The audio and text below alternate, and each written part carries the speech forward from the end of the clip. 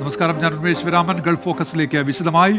Narendra Modi Donald Trump നിർണായക കൂടിക്കാഴ്ചയ്ക്കിന് മണിക്കൂറുകൾ. Trump പ്രഖ്യാപിച്ച വ്യാപാര യുദ്ധവും അനധികൃത കുടിയേറ്റക്കാർക്കെതിരായ നടപടിയും ചർച്ചയായേക്കും. 104 ഇന്ത്യൻ കുടിയേറ്റക്കാരെ വിലങ്ങണിയിച്ച് തിരിച്ചയച്ചത് ചർച്ചയിൽ നരേന്ദ്രമോദി ഉന്നയിക്കുമോ എന്നതിൽ ആകാംക്ഷ. ഇന്ന് അമേരിക്കയിലെത്തുന്ന പ്രധാനമന്ത്രി നരേന്ദ്രമോദി നാളെ പ്രസിഡന്റ് ഡൊണാൾഡ് ട്രംപുമായി കൂടിക്കാഴ്ച നടത്തും. വ്യാപാരം, കുടിയേറ്റം, പ്രതിരോധം, ഊർജ്ജ സഹകരണം തുടങ്ങിയ നിർണായക വിഷയങ്ങൾ കൂടിക്കാഴ്ചയിൽ ചർച്ചയാകും. അമേരിക്ക പല രാജ്യങ്ങളുമായും വ്യാപാര യുദ്ധം പ്രഖ്യാപിച്ച സാഹചര്യത്തിൽ മോദിയുടെ അമേരിക്കൻ സന്ദർശനം ഇന്ത്യയ്ക്ക് ഏറെ നിർണായകമാണ്. അനധികൃത കുടിയേറ്റക്കാരെ നാടുകടത്തുന്നതിൽ ഇന്ത്യ പൂർണ്ണ പിന്തുണ പ്രഖ്യാപിച്ചിരുന്നുവെങ്കിലും 104 ഇന്ത്യൻ അനധികൃത കുടിയേറ്റക്കാരെ ചങ്ങല കൊണ്ട് ബന്ധിച്ച് സൈനിക വിമാനത്തിൽ ഇന്ത്യയിലെത്തിച്ചത് വലിയ വിവാദങ്ങൾക്കിടയാക്കിയിരുന്നു.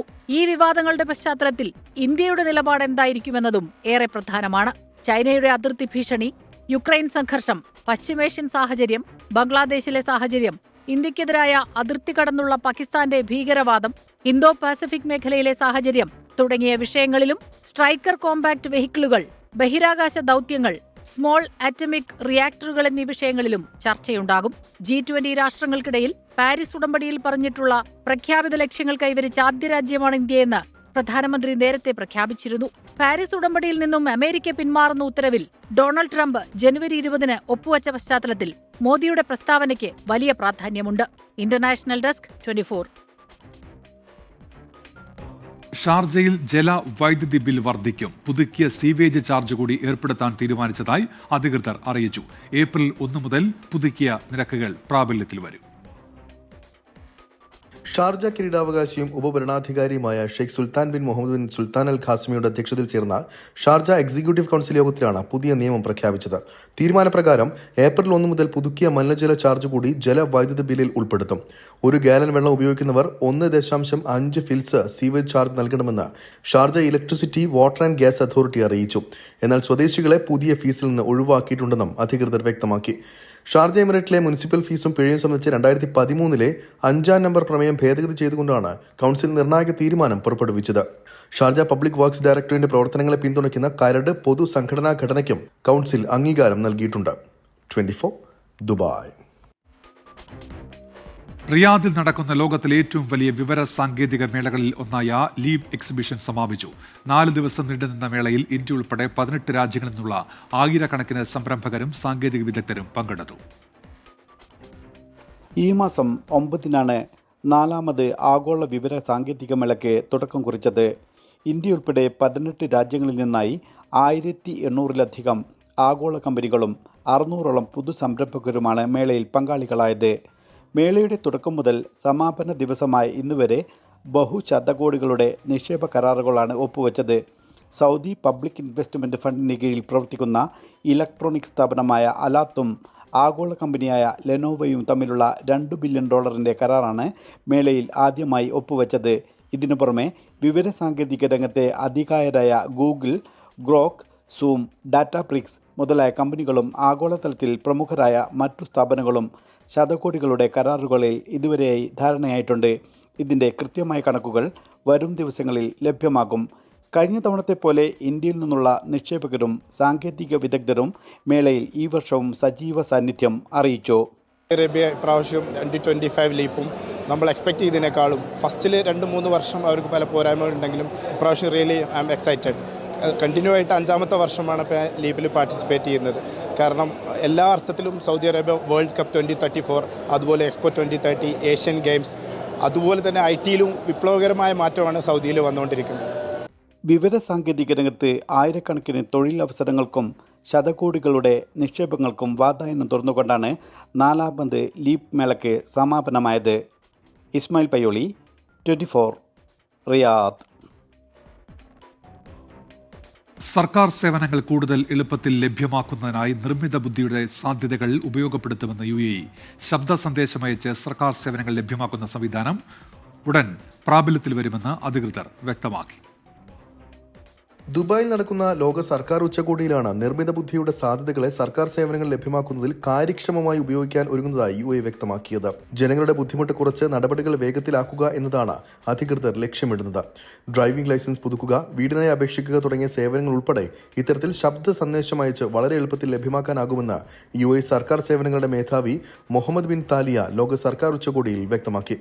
സാങ്കേതിക വിദ്യയിലെ മുന്നേറ്റങ്ങൾ കൃത്യമായി ഉപയോഗപ്പെടുത്തിയായിരിക്കും മുന്നോട്ട് പോവുക എന്നും മുഹമ്മദ് ബിൻ താലിയ പറഞ്ഞു. സർക്കാർ സേവനങ്ങൾക്കായി വെബ്സൈറ്റുകളെയും മൊബൈൽ ആപ്പുകളെയും ഇനി അധികകാലം ആശ്രയിക്കേണ്ടി വരില്ല എന്നും AI ഇത്തരം നടപടികൾ ലളിതമാക്കുമെന്നും ലോക സർക്കാർ ഉച്ചകോടിയിൽ UAE വ്യക്തമാക്കി. 24 ദുബായ്. ഈവന്റ് സോണുകളിലെ പാർക്കിംഗ് ഫീസ് വർധന അടുത്തയാഴ്ച മുതൽ പ്രാബല്യത്തിൽ വരുമെന്ന് ദുബായിലെ പാർക്കിംഗ് ഫെസിലിറ്റിയുടെ ഓപ്പറേറ്റർമാരായ പാർക്കിൻ അറിയിച്ചു. ഇവിടങ്ങളിൽ മണിക്കൂറിന് 25 ദിർഹമായിരിക്കും പുതുക്കിയ നിരക്ക്. ദുബായ് വേൾഡ് ട്രേഡ് സെന്ററിന് ചുറ്റുമുള്ള മേഖലയെ ഗ്രാൻഡ് ഈവന്റ് സോണായും പ്രഖ്യാപിച്ചു. ഈവന്റ് സോണിലേക്ക് പോകുമ്പോൾ പൊതുഗതാഗത സംവിധാനം ഉപയോഗിക്കാനും പാർക്കിൻ നിർദ്ദേശിച്ചു. ദുബായിൽ എഫ് സോണുകളിലെ പാർക്കിംഗ് നിരക്കും ഈ മാസം ആദ്യം വർദ്ധിപ്പിച്ചിരുന്നു. കേരള സമാജം നൈജീരിയയുടെ നേതൃത്വത്തിൽ Christmas new year mega show സംഘടിപ്പിച്ചു. കേരള സമാജം പ്രസിഡന്റ് ഷീജു പ്രഭാകരൻ ഉദ്ഘാടനം ചെയ്തു. കേരള സമാജം നൈജീരിയയുടെ നേതൃത്വത്തിൽ എല്ലാ വർഷവും സംഘടിപ്പിക്കുന്ന Christmas new year mega show Ikeja welcome centre ഹോട്ടലിൽ നടന്നു. കേരള സമാജം പ്രസിഡന്റ് ഷീജു പ്രഭാകരൻ ഭദ്രദീപം കൊളുത്തി ഉദ്ഘാടനം ചെയ്ത ചടങ്ങിൽ സമാജം അംഗങ്ങളുടെ നേതൃത്വത്തിൽ വിവിധ കലാപ്രകടനങ്ങൾ അരങ്ങേറി. നൈജീരിയയിൽ 25 വർഷം പൂർത്തിയാക്കിയ പ്രവാസികൾക്കുള്ള പ്രവാസി അവാർഡ് വിതരണവും കേരള സമാജം കലണ്ടർ പ്രകാശനവും ഇന്ത്യൻ കോൺസുലേറ്റ് ജനറൽ ചന്ദ്രമൗലീകരൻ നിർവഹിച്ചു. ശ്രീ ജഗദീഷ് മെമ്മോറിയൽ ജീവകാരുണ്യ ധനസഹായ വിതരണവും KSN സമ്മാന കൂപ്പൺ നറുക്കെടുപ്പും ചടങ്ങിന്റെ ഭാഗമായി നടന്നു. വിവിധ ഏരിയ കമ്മിറ്റികളുടെ നേതൃത്വത്തിൽ സമാജം അംഗങ്ങൾ അവതരിപ്പിച്ച കരോൾ സർവീസും കുട്ടികൾ അവതരിപ്പിച്ച ടാബ്ലോയും പങ്കെടുത്തവർക്ക് വേറിട്ട കാഴ്ചയായി. കൾച്ചറൽ സെക്രട്ടറി സന്തോഷ് നായർ സ്വാഗതവും ജനറൽ സെക്രട്ടറി സർജു ജോർജ് നന്ദിയും പ്രകാശിപ്പിച്ചു. ബ്ലസൻ ചെറുവക്കൽ, 24 നൈജീരിയ. വയനാട്ടിൽ തുടർച്ചയായ 2ാം ദിവസവും കാട്ടാനക്കലിയിൽ ഒരു ജീവൻ കൂടി പൊലിഞ്ഞു. അട്ടമല എറാട്ടുകുണ്ട് ഉന്നതയിലെ ബാലകൃഷ്ണനാണ് അതിദാരുണമായി കൊല്ലപ്പെട്ടത്. സ്ഥിരം വന്യജീവി ഭീഷണി നിലനിൽക്കുന്ന മേഖലയിൽ ഒരിടപെടലും ഉദ്യോഗസ്ഥരുടെ ഭാഗത്തുനിന്നുണ്ടായിട്ടില്ല എന്നാണ് നാട്ടുകാരുടെ ആരോപണം. വന്യജീവി ആക്രമണത്തിൽ പ്രതിഷേധിച്ച് UDF ഹർത്താലിന് ആഹ്വാനം ചെയ്തു. ഇന്ന് രാവിലെയാണ് അട്ടമലയിലെ തേയിലത്തോട്ടത്തിൽ ബാലകൃഷ്ണന്റെ മൃതദേഹം കാണുന്നത്. ആന ചവിട്ടിയരച്ച നിലയിലായിരുന്നു മൃതദേഹം. അട്ടമലയിലെ ഏറാട്ടുകുണ്ട് ഉന്നതിയിലാണ് ബാലകൃഷ്ണന്റെ കുടുംബം കഴിയുന്നത്. ഉരുൾപൊട്ടൽ ദുരന്തത്തിനു ശേഷം ബന്ധുക്കൾ അട്ടമലയിലെ പാടിയിലേക്ക് താമസം മാറ്റിയിരുന്നു. ഏറാക്കുണ്ടിൽ നിന്ന് ഇവിടേക്ക് വരുമ്പോഴാണ് ഇന്നലെ രാത്രി കാട്ടാന ആക്രമിച്ചത്. രാവിലെ വന്നു കണ്ടു. കോളനിയിലേക്ക് പോയാൽ നമ്മളാ അവകളെ നോക്കാൻ എന്നിട്ട് ഇങ്ങോട്ട് തിരിച്ചു നോക്കുമ്പോൾ ഇങ്ങോട്ടും ആളിരിക്കുന്നു. ഇന്ന് അവിടേക്ക് വന്നു. ഇന്നലെ യാദൃശ്ചികമായ ഒരു 8 മണിക്ക് ചൂരൽമലയിൽ നിന്ന് സാധനം മേടിച്ചിട്ട് അവൻ്റെ അമ്മേനെ അച്ഛനെയും കണ്ടിട്ട് ഇതുവഴി അവൻ്റെ കോളനിയിലേക്ക് പോയതാണ് അവൻ. അപ്പോഴാണ് ഇവിടുന്ന് പെട്ടെന്നുള്ള ആനയുടെ ആക്രമണം ഉണ്ടാകുകയും അവൻ മരണപ്പെടുകയും ചെയ്തത്. ഇന്നലെ ഈ മേഖലയിൽ കണ്ട ആനയുടെ ദൃശ്യവും തൊട്ടു പിന്നാലെ പുറത്തു വന്നു.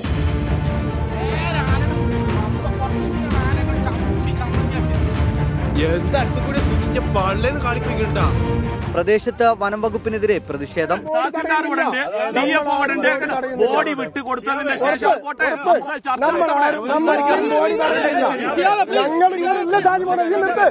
കുടുംബത്തിന് നഷ്ടപരിഹാരം ഉൾപ്പെടെയുള്ള നടപടികൾ പ്രഖ്യാപിച്ചതോടെയാണ് മൃതദേഹം മാറ്റാൻ അനുവദിച്ചത്.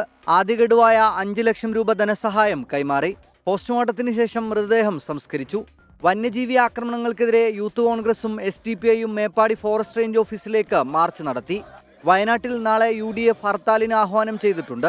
ഹർത്താലുമായി സഹകരിക്കില്ലെന്ന് കേരള വ്യാപാരി വ്യവസായി ഏകോപന സമിതി വയനാട് ജില്ലാ കമ്മിറ്റി വ്യക്തമാക്കി. 24 വയനാട്. സംസ്ഥാനത്ത് തുടർച്ചയായി ഉണ്ടാകുന്ന വന്യജീവി ആക്രമണങ്ങൾ പ്രതിരോധിക്കാൻ കർമ്മ പദ്ധതികളുമായി വനം വകുപ്പ്.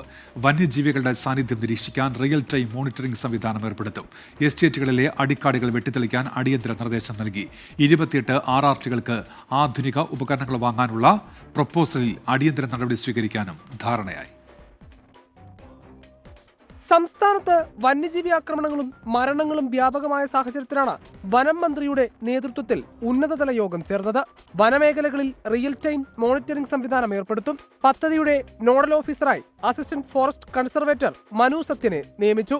28 RRTകൾക്ക് ആധുനിക ഉപകരണങ്ങൾ വാങ്ങാൻ ദുരന്ത നിവാരണ അതോറിറ്റിക്ക് സമർപ്പിച്ച പ്രപ്പോസലിൽ അടിയന്തര നടപടി സ്വീകരിക്കും. പൊതുജന പങ്കാളിത്തത്തോടെ വന്യജീവി ആക്രമണങ്ങൾ നേരിടാൻ സന്നദ്ധ പ്രതികരണ സേന രൂപീകരിക്കും. പൊതുപ്രവർത്തകരെയും യുവാക്കളെയും ഉൾപ്പെടുത്തിയായിരിക്കും ഇവയുടെ പ്രവർത്തനം. RRTക്ക് പുറമെ ആയിരിക്കും ഇവ പ്രവർത്തിക്കുക.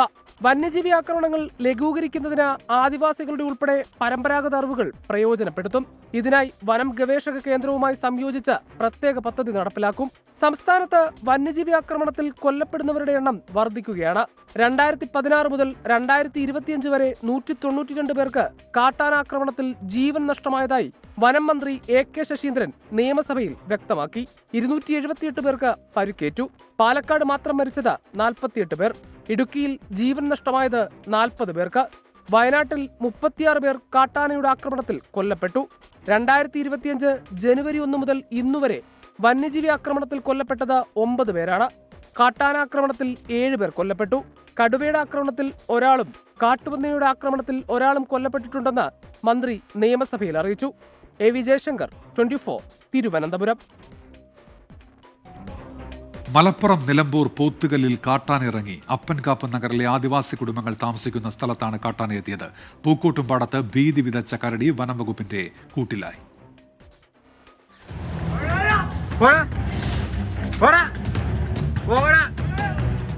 നിലമ്പൂർ പോത്തുകലിൽ അപ്പൻകാപ്പ് നഗറിലെ ആദിവാസി കുടുംബങ്ങൾ താമസിക്കുന്ന വീട്ടുമുറ്റത്തേക്കാണ് ഇന്ന് ഉച്ചയോടെ കാട്ടാന എത്തിയത്.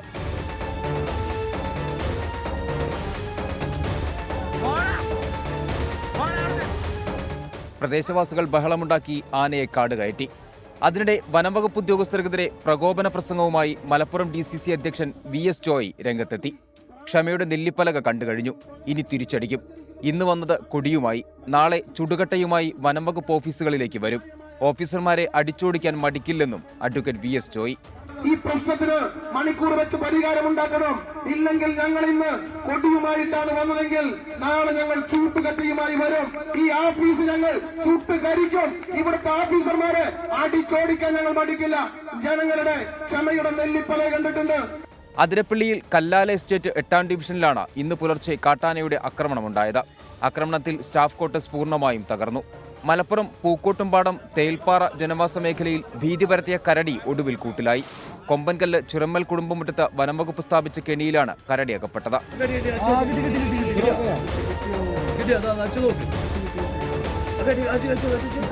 കരടിയെ വനംവകുപ്പ് ഉൾക്കാട്ടിൽ വിട്ടയച്ചു.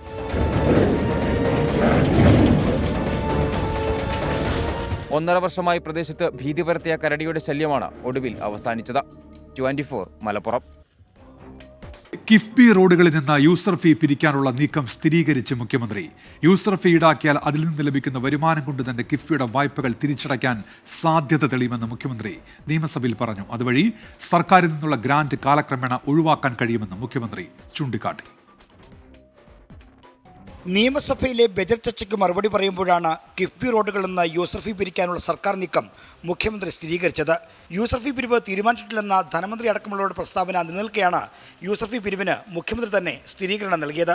യൂസർ ഫീ ഈടാക്കുന്ന സാഹചര്യത്തിൽ ആ യൂസർ ഫീയിൽ നിന്നും ലഭിക്കുന്ന വരുമാനം കൊണ്ട് തന്നെ കിഫ്ബിയുടെ ലോണുകൾ തിരിച്ചടക്കുന്നതിനുള്ള സാധ്യത തെളിയും.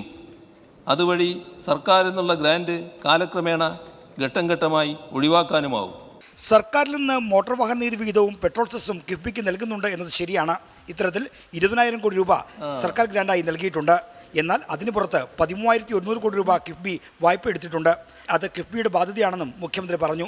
കിഫ്ബി പദ്ധതികളെ എങ്ങനെ വരുമാനദായകമാക്കാം എന്നതിനെക്കുറിച്ചുള്ള ആലോചനകൾ സംസ്ഥാന സർക്കാർ തത്വത്തിൽ നടത്തിയത്. കിഫ്ബി പദ്ധതികൾ വരുമാനദായകമാക്കിയാൽ കേന്ദ്ര സർക്കാരിൻ്റെ വാദങ്ങളെ ഗണ്ണിക്കാൻ കഴിയും. കിഫ്ബി വായ്പകളെ സംസ്ഥാനത്തിൻ്റെ കടമെടുപ്പ് പരിധിയിൽ നിന്നും ഒഴിവാക്കാനും കഴിയും.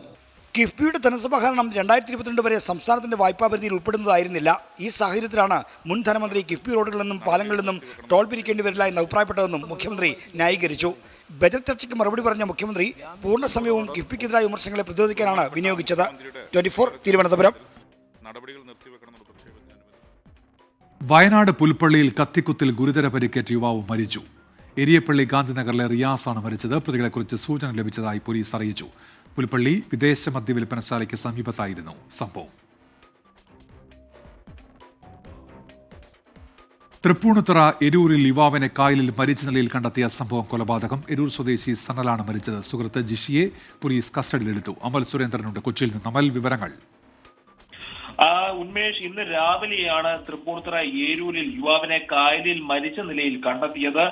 ഈ മൃതദേഹം കണ്ട സമയത്ത് തന്നെ നാട്ടുകാർക്കും പോലീസിനും ഈ ഒരു മരണത്തിൽ നിരവധിയായിട്ടുള്ള സംശയങ്ങൾ ഉണ്ടായിരുന്നു. എന്നാൽ ഇന്ന് വൈകുന്നേരം രാത്രി ആവുന്നതിനോടൊപ്പം തന്നെ നമുക്ക് മനസ്സിലായിരിക്കുന്നത് ഇതൊരു കൊലപാതകമാണ് എന്നൊരു വാർത്തയാണ് പുറത്തു വരുന്നത്. ഏരൂർ പെരിക്കാട് തമ്പി എന്ന് വിളിക്കുന്ന സനലാണ് മരിച്ചത്. 43 വർഷമായിരുന്നു. ഈ സനലിന്റെ സുഹൃത്ത് തന്നെയായിരുന്ന ഷിജിയും തമ്മിൽ മദ്യപാനത്തിനിടെ ഉണ്ടായ അടി, ആ ഒരു അടിയാണ് ഈ ഒരു കൊലപാതകത്തിലേക്ക് നയിച്ചത് എന്നാണ് ഇപ്പോൾ നമുക്ക് മനസ്സിലാക്കാൻ സാധിക്കുന്നത്. മറ്റു 2 സുഹൃത്തുക്കൾക്ക് ഇവർക്കൊപ്പം ഉണ്ടായിരുന്നു. അവർക്ക് വേണ്ടിയിട്ടുള്ള തിരച്ചിൽ നടത്തുകയുണ്ട്. ഇവർ പോയതിനു ശേഷമാണ് അടിപിടി ഉണ്ടായത് എന്നാണ് പോലീസിന്റെ അന്വേഷണത്തിൽ നിന്ന് മനസ്സിലായിട്ടുള്ളത്. ഏതായാലും ഇത്തരത്തിലുള്ള ഒരു നിർഭാഗ്യകരമായ സംഭവമാണ് തൃപ്പൂണിത്തുറയിൽ ഉണ്ടായിട്ടുള്ളത്. ഉന്മേഷ്, അമൽ സുരേന്ദ്രനാണ് കൊച്ചിയിൽ നിന്ന് വിവരങ്ങൾ നൽകിയത്. പോലീസ് വീഴ്ചകൾ സംബന്ധിച്ച വിമർശനങ്ങളെ പ്രതിരോധിച്ച് മുഖ്യമന്ത്രി പിണറായി വിജയൻ. ചെറിയ വീഴ്ചകളെ പൊതുവൽക്കരിച്ച് ക്രമസമാധാനമാകെ തകർന്നു എന്ന് പ്രചരിപ്പിക്കുന്നത് തെറ്റാണെന്ന് മുഖ്യമന്ത്രി പറഞ്ഞു. പിണറായി കാലത്തെ ക്രമസമാധാന നില ലജ്ജാവഹം എന്നായിരുന്നു പ്രതിപക്ഷത്തിന്റെ വിമർശനം. നെന്മാറ ഇരട്ടക്കൊല, പത്തനംതിട്ടയിൽ വിവാഹ സംഘത്തിന് നേരെ നടന്ന അതിക്രമം തുടങ്ങിയ സംഭവങ്ങൾ ചൂണ്ടിക്കാട്ടി പ്രതിപക്ഷം കൊണ്ടുവന്ന അടിയന്തര പ്രമേയ നോട്ടീസാണ് സഭയിൽ പോലീസ് വീഴ്ച ചർച്ചയാകാൻ വഴിവെച്ചത്. 2 സംഭവങ്ങളിലും പോലീസ് സംഭവിച്ച വീഴ്ചകൾ എണ്ണിപ്പറഞ്ഞ പ്രതിപക്ഷം ക്രമസമാധാനം തകർന്നുവെന്ന് സമർത്ഥിക്കാനാണ് ശ്രമിച്ചത്. ചങ്ങലയ്ക്ക് ഭ്രാന്ത് പിടിച്ച അവസ്ഥയാണെന്നായിരുന്നു പ്രതിപക്ഷ വിമർശനം. പോലീസ് വന്ന് ജീപ്പിൽ ഇറങ്ങുന്നു, കണ്ണി കണ്ട മുഴുവൻ ആളുകളെയും തല്ലുന്നു, സ്ത്രീകളെ ഉൾപ്പെടെ. എവിടെ കേട്ടിട്ടുണ്ട് ഇതൊക്കെ? ചങ്ങലയ്ക്ക് ഭ്രാന്ത് പിടിച്ചോ? ക്രിമിനലുകളെ ചങ്ങലക്കിടേണ്ട, വിലങ്ങ് വെക്കേണ്ടവരാണ് പോലീസ് എന്ന് പറയുന്നത്. ആ ചങ്ങലക്കാണ് ഭ്രാന്ത് പിടിച്ചിരിക്കുന്നത്. ക്രമസമാധാനം ആകെ തകർന്നുവെന്ന പ്രതിപക്ഷ വിമർശനത്തിൽ മുഖ്യമന്ത്രി ക്ഷുഭിതനായി. ചില സംഭവങ്ങൾ മാത്രം എടുത്തുകാട്ടി ക്രമസമാധാനം ആകെ തകർന്നെന്ന് പറഞ്ഞാൽ അത് കേരളത്തിന്റെ പൊതുചിത്രമാകില്ലെന്ന് മുഖ്യമന്ത്രി തിരിച്ചടിച്ചു. തെറ്റിനെ തെറ്റായി കണ്ട് കർശന നടപടി സ്വീകരിക്കുമെന്നും മുഖ്യമന്ത്രി നിയമസഭയെ അറിയിച്ചു. കുറച്ച് ബഹളമുണ്ടാക്കി പ്രശ്നമാക്കാന്നാണ് ധാരണ. ഈ രീതിയിൽ കാര്യങ്ങൾ പറയാൻ കഴിയുന്നില്ലെങ്കിൽ അത് അദ്ദേഹത്തിൻ്റെ കുറവല്ല, കേരളത്തിൻ്റെ അവസ്ഥയുടെ സ്ഥിതിയാണ്. ഏതെങ്കിലും ചില സംഭവങ്ങൾ എടുത്ത് കാണിച്ചുകൊണ്ട് വല്ലാതെ ഇവിടെ ക്രമസമാധാനമാകെ തകർന്നു എന്ന് പറഞ്ഞാൽ അതൊരു ചിത്രമായിട്ട് വരില്ല. അടിയന്തര പ്രമേയത്തിന് അനുമതി നിഷേധിച്ചതിൽ പ്രതിഷേധിച്ച് പ്രതിപക്ഷം ഇറങ്ങിപ്പോയി. വാക്കൌട്ട് പ്രസംഗത്തിനിടെ പ്രതിപക്ഷ നേതാവും സ്പീക്കറും തമ്മിലും തർക്കിച്ചു. എന്നെ പ്രസംഗം നിർത്തിക്കഴിഞ്ഞാൽ മുഖ്യമന്ത്രിക്ക് സന്തോഷമാവാൻ അതിന് വേണ്ടിയിട്ടാണെങ്കിൽ അങ്ങനെയൊന്നും സംസാരിക്കരുത്. ഈ രീതിയിലൊന്നും അങ്ങേപ്പോലെ ഒരു മുതിർന്ന ആൾ സംസാരിക്കുന്നത് ശരിയല്ല. അങ്ങേ നിയമസഭക്കകത്തുള്ള വളരെ സീനിയർ അംഗമാണ്. ചെയറിനോട് ഇങ്ങനെ സംസാരിക്കുന്നത് ശരിയല്ല. പോലീസ് വീഴ്ചകൾ സംബന്ധിച്ച് പ്രതിപക്ഷം ചൂണ്ടിക്കാണിച്ചത് ശരാശരി മലയാളികളുടെ മനസ്സിലുള്ള കാര്യങ്ങളാണെന്ന് പ്രതിപക്ഷ ഉപനേതാവ് പി കെ കുഞ്ഞാലിക്കുട്ടിയും പറഞ്ഞു. 24 തിരുവനന്തപുരം. പത്തനംതിട്ടയിൽ CPIM-ൽ ചേർന്ന കാപ്പ കേസ് പ്രതിയെ നാടുകടത്തി പോലീസ്. ഡിവൈഎഫ്ഐ മലയാലപ്പുഴ മേഖലാ വൈസ് പ്രസിഡന്റ് ശരൺ ചന്ദ്രനെയാണ് നാടുകടത്തിയത്. അതേസമയം നാടുകടത്തലിൽ വിശദീകരണവുമായി CPIM പത്തനംതിട്ട ജില്ലാ സെക്രട്ടറി രാജു എബ്രഹാം രംഗത്തെത്തി. കാപ്പ കേസ് പ്രതി ശരൺ ചന്ദ്രൻ ഉൾപ്പെടെയുള്ളവരെ മന്ത്രി വീണ ജോർജ് അടക്കമുള്ളവർ CPIM-ലേക്ക് മാലയിട്ട് സ്വീകരിച്ചത് വിവാദമായിരുന്നു. സ്വയം തിരുത്താൻ വേണ്ടിയാണ് BJP വിട്ട് ശരൺ ചന്ദ്രൻ അടക്കമുള്ളവർ എത്തിയതെന്നായിരുന്നു CPIM വിശദീകരണം. ഇഡലി എന്ന് വിളിപ്പേരുള്ള ശരൺ ചന്ദ്രൻ പിന്നീട് ഡിവൈഎഫ്ഐ മലയാലപ്പുഴ മേഖലാ കമ്മിറ്റി വൈസ് പ്രസിഡന്റുമായി. 2023 നവംബറിൽ SFI പ്രവർത്തകരെ വധിക്കാൻ ശ്രമിച്ച കേസിൽ 1-ാം പ്രതിയായ ശരൺ ചന്ദ്രൻ ഹൈക്കോടതിയിൽ നിന്ന് ജാമ്യമെടുത്തിരുന്നു. വീണ്ടും കേസുകളിൽ ഉൾപ്പെട്ടതോടെയാണ് 1 വർഷത്തേക്ക് ജില്ലയിൽ നിന്ന് നാടുകടത്തി DIG S അജിത ബീഗം ഉത്തരവിറക്കിയത്. ഒരു കേസിലും പാർട്ടി ഇടപെടില്ല എന്നതിന്റെ തെളിവാണ് നാടുകടത്തലെന്നതായിരുന്നു CPIM പത്തനംതിട്ട ജില്ലാ സെക്രട്ടറി രാജു എബ്രഹാമിന്റെ പ്രതികരണം. കാപ്പ കേസിൽ ഉൾപ്പെട്ട പലരും നിരപരാധികളെന്നും വിശദീകരണം. ആരൊക്കെയാണോ കേസുകളിൽ ഉൾപ്പെട്ടിട്ടുള്ളത് അവരുടെ കേസുകളിൽ CPIM ഇടപെടില്ല. അപ്പോൾ അതിൻ്റെ ഏറ്റവും വലിയൊരു തെളിവാണ് ഇപ്പോൾ ഉണ്ടായിരിക്കുന്നത്. നിയമസഭയിൽ ഇന്ന് പോലീസ് അതിക്രമങ്ങളെക്കുറിച്ചുള്ള അടിയന്തര പ്രമേയ ചർച്ചയിലും പ്രതിപക്ഷം കാപ്പ പ്രതികളുടെ പാർട്ടി പ്രവേശനം ചർച്ചയാക്കിയിരുന്നു. 24 പത്തനംതിട്ട. ഗൾഫ് ഫോക്കസിലേക്ക് തിരികെ. പാലക്കാട് എലപ്പുള്ളിയിൽ മദ്യനിർമ്മാണ കമ്പനിക്ക് അനുമതി നൽകിയ സർക്കാർ നടപടിക്കെതിരെ എലപ്പുള്ളി പഞ്ചായത്തിൽ BJPയും കോൺഗ്രസും അടിയന്തര പ്രമേയം അവതരിപ്പിച്ചു. സർക്കാർ തീരുമാനം പിൻവലിക്കണമെന്നാണ് പ്രമേയത്തിൽ ആവശ്യം. എലപ്പുള്ളിയിൽ മദ്യനിർമ്മാണ കമ്പനിക്ക് അനുമതി നൽകിയ സർക്കാർ നടപടി പിൻവലിക്കണമെന്നായിരുന്നു കോൺഗ്രസിന്റെയും BJPയുടെയും അടിയന്തര പ്രമേയത്തിലെ ആവശ്യം. മദ്യനിർമ്മാണ കമ്പനി വന്നാൽ പ്രദേശത്ത് വലിയ രീതിയിൽ ജലചൂഷണം നടക്കുമെന്നും 2 പ്രമേയങ്ങളും ചൂണ്ടിക്കാട്ടി. CPIM മെമ്പർമാർ പദ്ധതിയെ അനുകൂലിച്ച് രംഗത്തെത്തിയതോടെ പ്രമേയ ചർച്ചയിൽ വാക്കേറ്റം രൂക്ഷമായി.